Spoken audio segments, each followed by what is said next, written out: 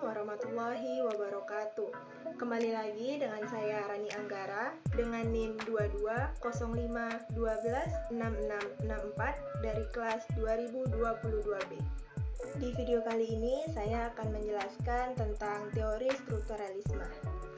Teori strukturalisme merupakan pendekatan yang menekankan unsur intrinsik yang membangun karya.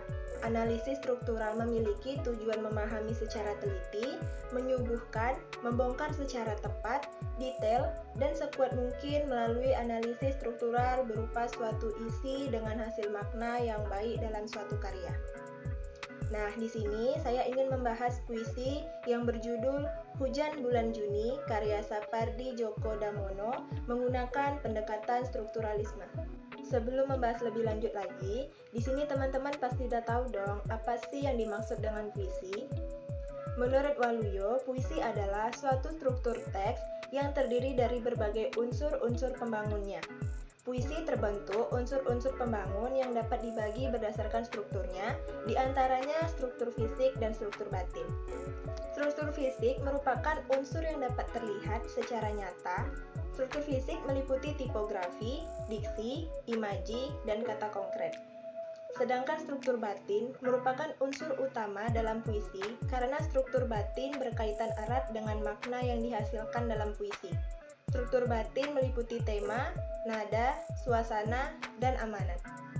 Puisi dapat dikatakan baik apabila puisi tersebut memiliki nilai-nilai yang mendalam, penggunaan bahasa yang tertata, dan terdapat unsur-unsur pembangun di dalamnya.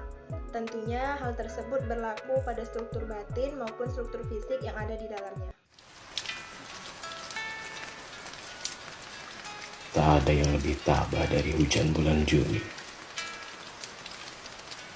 Dirahasiakannya rintik rindunya kepada pohon berbunga itu. Tak ada yang lebih bijak dari hujan bulan Juni. Dihapusnya jejak-jejak kakinya yang ragu-ragu di jalan itu. Tak ada yang lebih arif dari hujan bulan Juni. Dibiarkannya yang tak terucapkan diserak akar pohon bunga itu.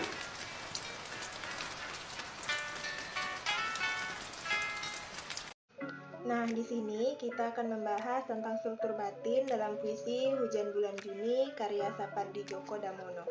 Yang pertama ada tema.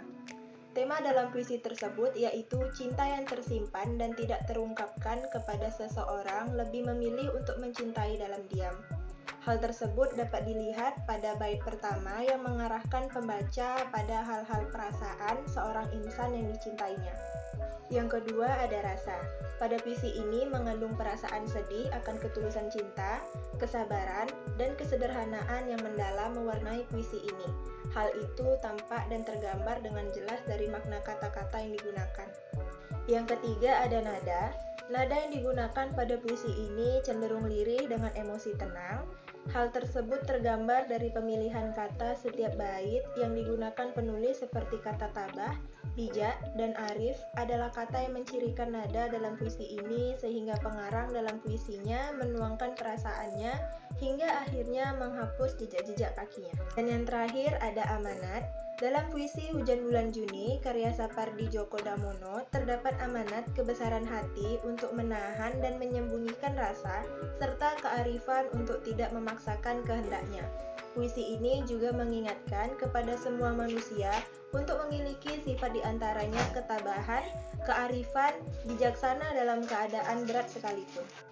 Nah, selanjutnya kita akan membahas tentang struktur fisik dalam puisi ini. Yang pertama ada tipografi. Dalam puisi Hujan Bulan Juni karya Sapardi Djoko Damono terdiri dari 3 bait yang masing-masing bait terdiri dari 4 baris.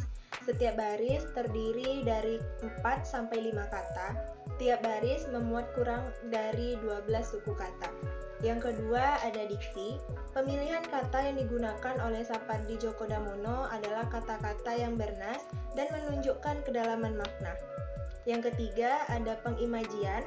Citra penglihatan atau imaji visual merupakan citraan yang sangat dominan dalam puisi Hujan Bulan Juni. Salah satu baris yang paling kuat menunjukkan citraan penglihatan adalah kepada pohon yang berbunga itu. Kondisi pohon yang berbunga dapat diketahui dengan indera penglihatan. Yang keempat, ada majas atau gaya bahasa. Pada puisi ini, majas yang paling tampak adalah majas personifikasi, yaitu seolah-olah hujan memiliki sifat tabah, bijak, arif, seperti manusia. Selain majas personifikasi, terdapat juga gaya bahasa repetisi.